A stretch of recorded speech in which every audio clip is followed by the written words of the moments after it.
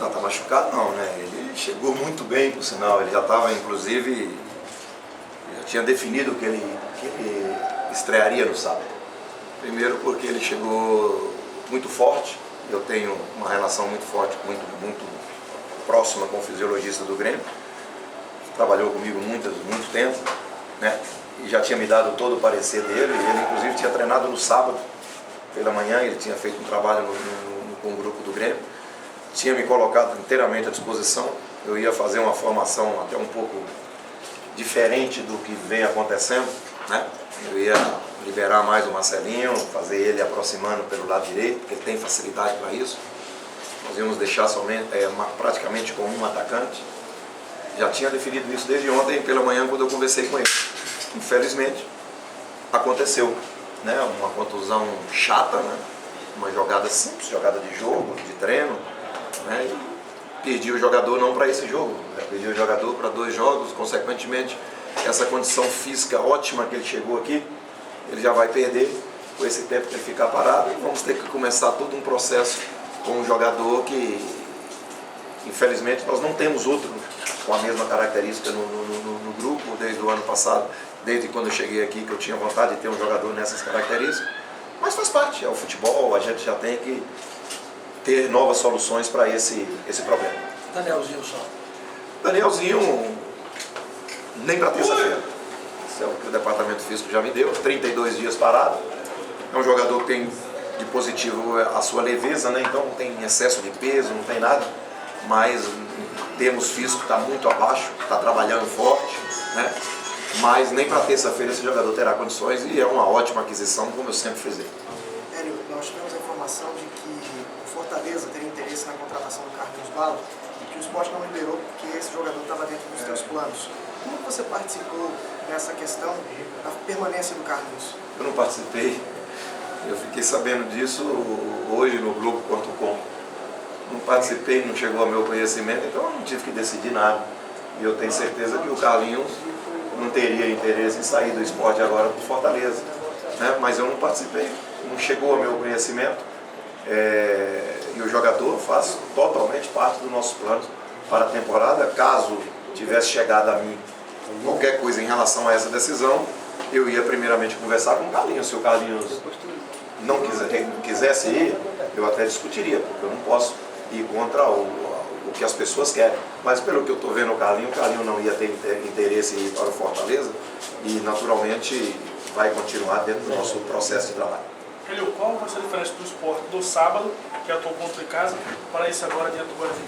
Olha, eu já ia colocar alguma coisa que eu estava, né, querendo. Não vou colocar mais. Você está entendendo? A entrada do Maílson, para mim, já traria uma conotação diferente na equipe, né? Pelas suas características, pelo seu potencial de força no setor, de chegada. Mas eu perdi esse jogador. E agora eu estou estudando outras possibilidades. Você entende? E as outras possibilidades são 2 que eu vou testar. São 3 praticamente, mas eu vou testar nos trabalhos táticos de amanhã e de quinta-feira. Mas foi uma pena, porque nós já teríamos uma postura, né, pelo menos diferente daquilo que eu tive, daquilo que nós fizemos até agora, comandando a equipe do Sport, em função da característica desse jogador. Mas perdi o jogador, eu tenho que naturalmente daqui a pouco partir para outro processo em relação à escalação da equipe. Se essa variação que você vai tentar nos treinamentos interfere no sistema de jogo, e o que você pode falar do teu adversário, do time do Rio também? No sistema de jogo não vai interferir, porque a princípio eu não vou mexer no sistema do jogo, eu não vou mexer em função de que alguns jogadores que poderão trazer uma mudança mais significativa na minha estrutura de jogo não vão estar em condições. Pode até ser que de hoje para amanhã, também não acredito que defina de uma vez por toda o caso dos jogadores que estão aí finalmente de serem adquiridos, mas eu não vou mexer na estrutura da equipe do jogo contra o Guarani em termos defensivos, né? Eu mexeria na estrutura na parte de meio para frente. Eu vou dar uma observada no jogador amanhã que pode até fazer uma função, não que ele vai fazer a função adaptada, mas ele pode fazer uma função da mesma forma que eu ia colocar o Maílson. Vamos ver a sua real condição dentro dos trabalhos, para a gente definir. Mas não tem mudanças radicais, como eu falei desde sábado. Nós não vamos ter mudanças radicais na equipe enquanto a maioria dos jogadores contratados estiverem em condições naturais de jogo. E o Guarani? O Guarani, por incrível que pareça, é uma equipe que mudou, que mudou o elenco até mais do que o Sport. Pelo que eu li hoje, foram 15 jogadores contratados, né? Apresentado 2 jogadores de caráter, um volante e um meia. Não acredito que ele vai mexer muito na estrutura de jogo, a não ser abrir mão de um volante, que ele jogou com 3 volantes lá contra o Criciúma. Um meia, um atacante muito rápido pela direita, o Fabinho, com um pivô, que é o Fernandão, né, com a aproximação do Jefferson Luiz, um meia com boa qualidade. Pode até ser que ele queira mexer em um dos 3 volantes, né? Vamos ver o que vai acontecer. Mas é uma equipe que, por incrível que pareça, ela está ostentando uma invencibilidade, se eu não me engano, de mais de 13 jogos. Né? Terminou a A2 muito bem, perdeu o título da A2 nos pênaltis por 15 de Piracicaba. Eu inclusive assisti até esse jogo no dia que aconteceu. É uma equipe que a gente tem que ter todas as atenções. É início de campeonato, então todas as atenções têm que ser redobradas. E o nosso início é ter equilíbrio. Se a gente manter o equilíbrio técnico, tático para um jogo difícil como esse, nós vamos somar pontos. E no momento de autoafirmação na competição, somar pontos é muito importante. Hélio, eu queria saber o que te agrada nas características do Danielzinho, que chegou agora, e até que você comentasse, inclusive, sobre essa história de superação dele, de ter vencido uma leucemia com 1 ano de idade. Olha, por incrível que pareça, o esporte tem dado oportunidades, né? Tem aparecido algumas pessoas que têm se superado nesse tipo de doença e que estão hoje militando no esporte. Caso específico, um exemplo dos melhores, né? Que é o Giba, grande jogador de vôlei, e o Daniel passou por esse processo com 1 ano de idade, totalmente recuperado, graças a Deus. Eu acredito que esse jogador, ele é um jogador de debate, de debater com o adversário. Ele não é um jogador que vai buscar bola lá no meio campo, vai armar jogada, não. Ele é um jogador que no momento que ele recebe essa bola, ele vai para o combate direto com a bola, né? Então é um atacante de lado, de laterais de campo, altamente criativo.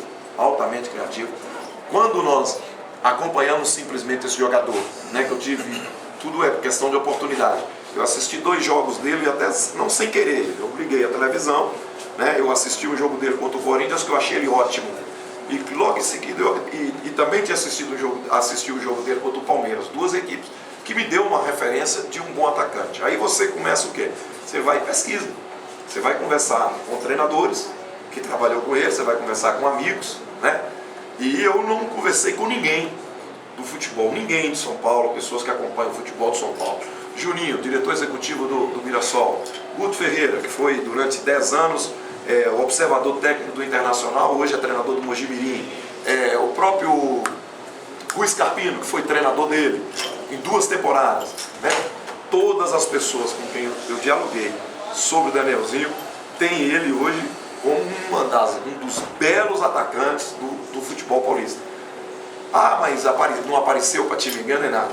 O problema é que um investidor muito inteligente, que nada mais descobriu Deco, descobriu Pepe, descobriu muitos que estão lá fora do país que não passou nem pelo futebol brasileiro, no caso o João Feijó, resolveu fazer um investimento no jogador. Ele tem condições de contratar esse jogador daqui até uns meses por 2,5 milhões. E ele achou por bem colocar esse jogador para trabalhar aqui com a gente, pelo relacionamento que ele está tendo com a diretoria, e pelo relacionamento que ele tem comigo desde 1992. Então ele resolveu colocar, como ele falou, essa pedra preciosa que ele comprou aqui. E nós vamos tentar aproveitar da melhor maneira possível. Eu acredito que vai ser um jogador, por tudo que eu vi, por tudo que eu estou recebendo de subsídio, das características dele, vai ser um jogador muito interessante para nós. Sobre jogadores que podem chegar aí na resposta, você está aguardando o Moacir, está aguardando o Richelli, que já foi anunciado. Quem é que mais pode vir? Alguém mais seguiu? Olha, ontem quando o presidente ligou para mim, era 10h30 da noite, ele falou comigo que o Willian é tetado. Eu posso ficar muito confiante. detalhe. Então, o detalhe do futebol, ele leva um dia, né? Então, eu estou confiante nisso. O Richelli, inclusive, eu passei um rádio para ele hoje, orientando em relação ao que ele precisa fazer. Hoje é feriado em Goiânia e pegou a gente no contrapé. Então, ontem o Goiás, não que a estrutura do clube emendou, mas as pessoas que assinam pelo Goiás, emendou o final de semana. Então, amanhã cedo, pela informação que o Richelli me deu e o próprio procurador dele me deu, amanhã até 11 horas da manhã os documentos já estão todos assinados e a tendência é o Richelli vir ou amanhã ou depois, né? Então esse jogador tranquilo. E as informações que eu tenho também, através do Vandessa e do Fred, que o Maci chega, né? Amanhã pela manhã o Maci já vai estar aqui. Quer dizer, isso já tá incorporando esse grupo, já está dando todas as opções que nós queremos. E também pode chegar ainda mais um jogador de meio campo, em função dessa ida do Ciro, né? E a gente vai ficar no aguardo. Mas, desculpa, tem o Diogo também, né? Que me prometeram, não o clube aqui, mas as pessoas que estão na transação me prometeram colocá-la aqui o mais breve possível, né? Mas também está no acerto final de documentação, né? Porque é que as pessoas têm que entender, a documentação ela não é simples, que a documentação faz lá, vem aqui, o jurídico faz a revisão, se tiver uma pequena mudança tem que voltar para lá para depois fechar, né? Porque é uma coisa que foge do controle até da direção principal do futebol da gente, é o jurídico que organiza tudo isso. Então eu acredito que esses jogadores, eu acredito que até sexta-feira todos estarão aqui, isso vai ser muito bom. O Diogo que você diz é Diego, né? É Diego. Ô, Hélio, é verdade que o Richelli ficou um ano sem jogar no Goiás? Ó, o que eu posso falar de você de Richelli é o seguinte: Richelli tinha 17 anos e treinava comigo no profissional. E eu, de uma hora para outra, com vários volantes, eu achei que ele era o jogador mais enquadrado para jogar. Terminou o ano titular absoluto comigo, né? Eu até brinco, eu comento, a estreia dele foi no Maracanã. Não, foi antes do Maracanã, a estreia dele foi na Arena do Atlético, marcando Paulo Baia. Aí no segundo jogo dele, Maracanã, marcando, coincidentemente, Petkov. Está entendendo? E assim foi por diante. Iniciou 2010 sendo meu titular absoluto. Eu saí, eu não entendi e também não tenho que entender, né, qual foi o processo que fez com que o Richelli não fosse mais usado no Goiás. Eu acredito que um jogador de 19 anos, você entende?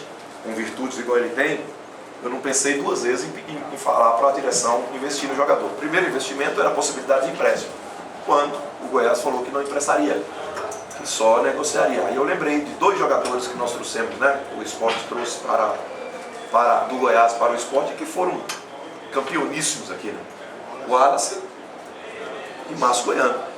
Então foram dois jogadores também que vieram nessa mesma situação. O Wallace foi em 96 que eu trouxe. Eu não entendi porque o Sport não ficou, o Goiás não ficou em 96 com o Wallace, foi meu titular absoluto em 95. Coincidiu de eu trazer para cá. O Márcio era um jogador que já tinha muito tempo lá, a gente trouxe. O Richelli não é por isso que eu estou trazendo, né? O Richelli, desde quando eu cheguei aqui, eu comentei com a direção. Se nós tivermos que buscar um volante, tem um jogador assim, que está assim no Goiás, que a gente pode trazer. Mas é um jovem, tem 20 anos de idade agora, muita personalidade, é um jogador formado, não é um jogador com 20 anos formado. O jogador tem muitos jogos no time de cima. Olha, você falou que o esquema tático, pelo menos agora, não deve mudar muito. Mas já para esse jogo de sábado, algumas peças dentro do esquema que já vem sendo utilizado devem mudar? Não, pra você ver, se eu vou falar para você, ó, o Gabriel está chegando, não é um jogador pronto. Naldinho está chegando, para mim não é um jogador pronto. Eu acho que esse jogador é um jogador até com um processo um pouquinho mais. Até hoje nós tínhamos alguma dúvida em relação à condição normal do Paulista. O Paulista passou por um treinamento agora que a gente vai esperar até a reação dele. Ele está tendo uma reação de uma dorzinha localizada após esforço. Quer dizer, então eu não estou vendo esses meninos ainda totalmente preparados para o embate. Então eu tenho que dar um tempo. E contratação, quando se trata inclusive de contratação jovem, de jogadores que vêm, né, de uma condição inferior, né, não desrespeitando o Porto, mas eles vêm, né, de um time do interior, vêm por um processo. Eu gosto de ter um pouco mais de paciência, porque quanto mais qualidade, mais paciência você tem que ter para você usufruir desses jogadores no futuro.